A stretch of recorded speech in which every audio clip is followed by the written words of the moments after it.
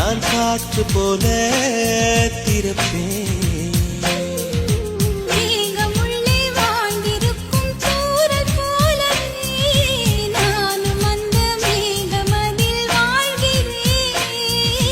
காற்றழுத்தம் போல வந்து நானும் உன்னை தான் முத்தமிட்டு முத்தமிட்டு போகிறேன்.